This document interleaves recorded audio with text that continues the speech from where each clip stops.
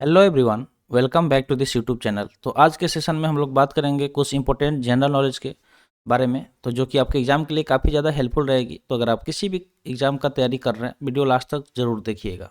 तो चलिए वीडियो शुरू करते हैं। जल्दी से लाइक कर दीजिए और चैनल पर नए हैं तो जल्दी से चैनल को सब्सक्राइब कर लीजिए। यहाँ पे कुछ इंपॉर्टेंट क्वेश्चन दिए हुए हैं जो कि बहुत इंपॉर्टेंट होंगे। तो यहाँ पे दिया गया है कि मनुष्य के शरीर का सामान्य रक्तदाब कितना होता है। रक्तदाब के बारे में पूछा जा रहा है कि जो जनरली अगर हम बात करें किसी भी मानव शरीर के बारे में, तो उसका जो रक्तदाब होता है, यानी कि जिसे हम लोग ब्लड प्रेशर के बारे में जानते होंगे, ब्लड प्रेशर का नाम सुनते हैं, तो वो उस कितना होता है। ठीक है, रक्तदाब कितना होता है सामान्य पूछा जा रहा है। जैसे सामान्य बुखार के बारे में अगर हम बात करें, यानी कि सामान्य हमारा बॉडी का हीट कितना होता है, टेम्परेचर कितना होता है, तो उसी तरह यहाँ पे ब्लड प्रेशर भी पूछा गया है। तो अगर सही आंसर की बात करें तो अगर जनरली देखा जाए तो 80 से 120 मिमी होता है। ठीक है, क्या होता है 80 से 120 मिमी तक जो होता है वो क्या होता है, सामान्य होता है। अगर इससे घटता है तो समझ लीजिए कि डॉक्टर क्या बोलता है कि बीपी लो है। ठीक है, अगर इससे कम होता है तो क्या बोलता है डॉक्टर कि बीपी लो है आपका, या फिर अगर इससे ज़्यादा होता है तो बोलता है कि बीपी हाई है। ठीक है, तो ये चीज़ आप डॉक्टर देखता जो मेजर करता है और उसके बाद बताता है। तो अगर हम एक सवाल पूछे छोटा सा यही सवाल है कि जो हमारा रक्तदाब होता है, ठीक है, रक्तदाब, अगर रक्तदाब की बात करें तो इसको मेजर यानी कि इसको नापने के लिए कौन सा इंस्ट्रूमेंट यूज किया जाता है। ठीक है, कौन सा इंस्ट्रूमेंट यूज किया जाता है ये आपको कमेंट सेक्शन में बताना है। बस एक छोटा सा सवाल आपसे पूछ लिए हैं ताकि आप पता चले कि आपको बेसिक चीज़ें पता है या नहीं। ठीक है, नहीं पता है तो कोई बात नहीं है, पता कर लीजिएगा गूगल वगैरह से। अदरवाइज अगर इस चैनल से जुड़ जाएंगे तो धीरे धीरे एक एक चीज़ आपको पता चल जाएगा। अगला यहाँ पे क्वेश्चन दिया गया, क्वेश्चन क्या है सेकंड नंबर, कि उत्तरी गोलार्ध में सबसे छोटा दिन कब होता है। ठीक है, उत्तरी गोलार्ध के बारे में पूछ रहा है और ये पूछ रहा है कि जो उत्तरी गोलार्ध होता है उसमें सबसे छोटा दिन कब होता है। यहाँ पे कब दो बार हो गया। ठीक है, तो एक ठो यहाँ से हटा दीजिए कि छोटा दिन कब होता है। अगर इसके सही उत्तर की हम बात करें तो उत्तरी गोलार्ध की अगर हम बात करें तो उत्तरी गोलार्ध जो होता है उसमें सबसे छोटा दिन होता है 22 दिसंबर को। ठीक है, जो 22 दिसंबर होता है उस दिन उत्तरी गोलार्ध में सबसे छोटा दिन होता है। कब होता है तो 22 दिसंबर को। अगला क्वेश्चन पूछा गया कि रामचरितमानस के बारे में तो आपने सुना ही होगा या कहीं। ठीक है, और बहुत सारे ऐसे भी स्टूडेंट होंगे जो पढ़े भी होंगे। तो अभी तो 22 जनवरी को अयोध्या में भगवान राम के मंदिर का उद्घाटन होने वाला है। तो एक बार जल्दी से जाके कमेंट सेक्शन में जय श्री राम सब कोई लिख के आइए। ठीक है, और उसके बाद हम लोग रामचरितमानस के बारे में बात करते हैं। तो चलिए रामचरितमानस के बारे में यहाँ क्या पूछा गया जानते हैं कि जो रामचरितमानस है इसे किसने लिखा है। ठीक है, किसके द्वारा ये लिखा गया है ये पूछा गया है। तो अगर रामचरितमानस की बात करें तो इसका सही उत्तर क्या हो जाएगा, तुलसीदास हो जाएगा। ठीक है, क्या हो जाएगा, तो जो तुलसीदास थे उन्होंने रामचरितमानस को लिखा।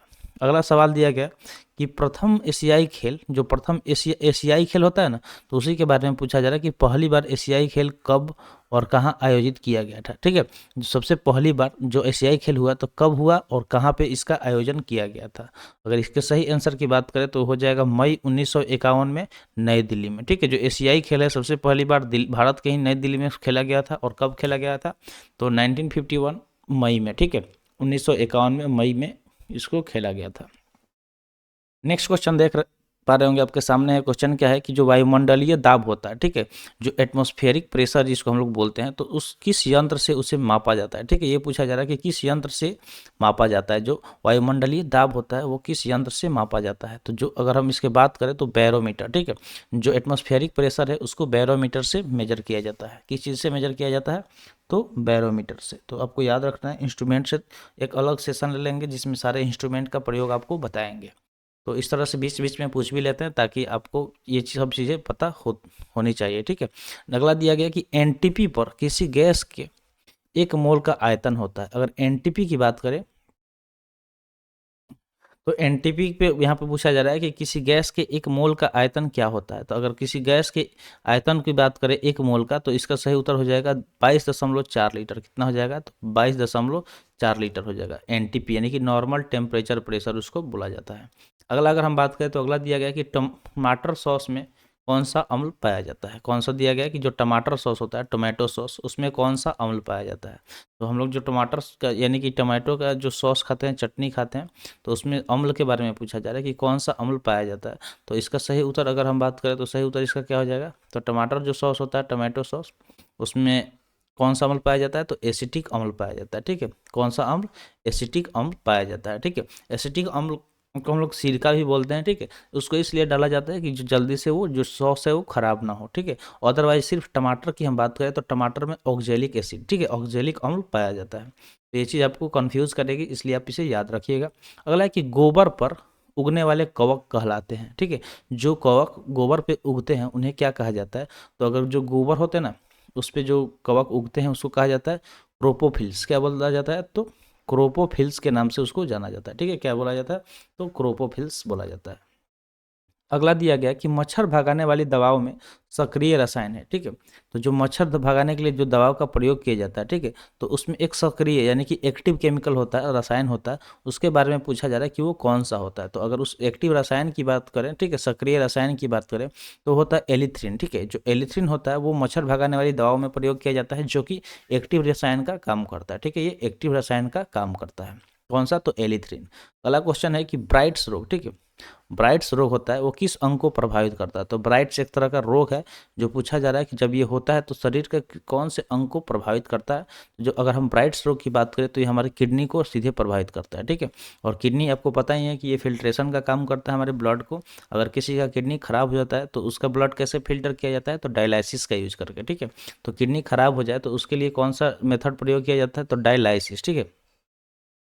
तो डायलाइसिस का प्रयोग किया जाता है। डायलाइसिस के प्रयोग करके क्या किया जाता है कि किडनी का फिल्टर जो भी ब्लड है हमारे शरीर के अंदर उसका फिल्ट्रेशन किया जाता है। तो आपको ये सब चीज़ याद रखना है। बहुत बेसिक बेसिक चीज़ है। डायलाइसिस मशीन जो होता है उसका प्रयोग करके क्या किया जाता है? ब्लड का फिल्ट्रेशन किया जाता है। किस केस में? तो जिस केस जब किसी के किडनी में कोई फॉल्ट आता है, इफेक्ट मतलब खराब हो जाता है। और ब्राइट्स रोग के बारे में पूछा गया तो जो ब्राइट्स रोग होता है वो क्या करता है कि मानव शरीर के किडनी को प्रभावित करता है। अगला क्वेश्चन दिया गया है कि मात्रकों की अंतर्राष्ट्रीय पद्धति कब लागू की गई? जो मात्रक होता है, ठीक है, जो भी यूनिट्स वगैरह होता है, तो उसका जो अंतर्राष्ट्रीय पद्धति है, ठीक है, एसआई जिसको हम लोग बोलते हैं, तो उसको कब लागू की गई थी? ठीक है, उसको कब लागू की गई थी? तो इसका सही उत्तर हो जाएगा 1971 में, ठीक है। जो मात्रकों का अंतर्राष्ट्रीय पद्धति है उसको कब लागू किया गया था? तो उसको लागू किया गया था 1971 में। कब लागू किया गया था? 1971 में जो मात्रक हैं उसके अंतर्राष्ट्रीय पद्धति को लागू किया गया था। अगला क्वेश्चन है कि पौधों में वृद्धि मापने वाला यंत्र कौन सा है? ठीक है, मान लीजिए कि कोई पौधा लगा दिया गया तो उसमें वृद्धि हो रहा है या नहीं, उसको मेजर करने के लिए एक यंत्र भी बनाया गया है। उस यंत्र के बारे में पूछा जा रहा है कि उस कौन सा यंत्र के नाम से उसे जाना जाता है, ठीक है, जिसका प्रयोग करके हम लोग ये मेजर कर सकते हैं, ये नाप सकते हैं कि पौधे में वृद्धि कितना हुआ है। तो उसका नाम है क्रिस्कोग्राफ, ठीक है। जो क्रिस्कोग्राफ होता है उसका प्रयोग करते हैं हम लोग पौधों में वृद्धि मापने के लिए, ठीक है। तो पौधे में वृद्धि मापने के लिए किस यंत्र का प्रयोग करेंगे? तो क्रिस्कोग्राफ, ठीक है। कौन सा यंत्र? तो क्रिस्कोग्राफ। चलिए, अब क्रिस्कोग्राफ के बारे में एक और सवाल दिया गया है कि जो क्रिस्कोग्राफ है इसका आविष्कार किसने किया था? ठीक है, इसका आविष्कार किसने किया था ये भी आपको याद रखना है। तो क्रिस्कोग्राफ की अगर हम बात करें तो इसका आविष्कार हुआ था जेसी बॉस द्वारा, ठीक है। किसने किए थे? तो जेसी बॉस ने इसका आविष्कार किया था। अगला दिया गया कि न्यूट्रॉन की खोज किसने की थी? ठीक है, किसका खोज? न्यूट्रॉन का। तो इलेक्ट्रॉन, प्रोटॉन, न्यूट्रॉन, सॉरी ये न्यूट्रिनो है, ठीक है। वही तो हम देखें कि ये गलत दिया गया, ठीक है। तो न्यूट्रिनो है, ठीक है, न कि न्यूट्रॉन। तो चलिए, न्यूट्रॉन अगर हम पूछ ही दिए तो बस तीन चीज़ें आपको पूछ दे रहे हैं। एक तो हो गया इलेक्ट्रॉन, दूसरा हो गया प्रोटॉन और तीसरा हो गया न्यूट्रॉन। तो इलेक्ट्रॉन का खोज किसने किया, प्रोटॉन का खोज किसने किया और न्यूट्रॉन का खोज किसने किया? ये इसका आंसर आपको क्या करना है, ये अब मान लीजिए आपका HW हो गया। कमेंट सेशन में आपको इसका आंसर पता करके, अगर पता है तो अभी जाके लिखिए, नहीं पता है तो कमेंट सेशन में कमेंट करिएगा, ठीक है। देखते हैं कौन कौन स्टूडेंट है जो रेगुलर जुड़ता है हमारे चैनल से और एक्टिव भी दिखाई देता है। तो कमेंट सेक्शन में आपको बताना है। बस यहाँ पे अब क्वेश्चन कुछ और था, क्वेश्चन था न्यूट्रोनो, ठीक है। न्यूट्रोनो की अगर हम बात करो, न्यूट्रिनो, ठीक है, ये न्यूट्रिनो है ना कि न्यूट्रॉन। तो न्यूट्रिनो की अगर हम बात करें तो इसके खोज के बारे में पूछा जा रहा है कि किसने किया? तो पाउली ने किया। किसने किया? पाउली, ठीक है। पाउली एक्सक्लूजन आप नाम सुने होंगे, ठीक है। तो उनके द्वारा ही, ये पाउली द्वारा न्यूट्रॉनों का खोज, न्यूट्रिनो का खोज किया गया। अगला है न्यूट्रॉन, ठीक है। अब तो न्यूट्रॉन का भी यहाँ पे पूछ लिया गया, अगला क्वेश्चन हम तो ध्यान ही नहीं दिए। चलिए कोई बात नहीं, तो इलेक्ट्रॉन प्रोटॉन का तो आप बताएंगे ना। तो अगर न्यूट्रॉन की बात करें तो न्यूट्रॉन का क्या हो जाएगा? चैडविक हो जाएगा, ठीक है। जेम्स चैडविक जिन्होंने क्या किया था? न्यूट्रॉन का खोज किया था। तो सही आंसर क्या हो जाएगा? चैडविक, ठीक है। जेम्स चैडविक जिन्होंने क्या किया था? न्यूट्रॉन की खोज किया था।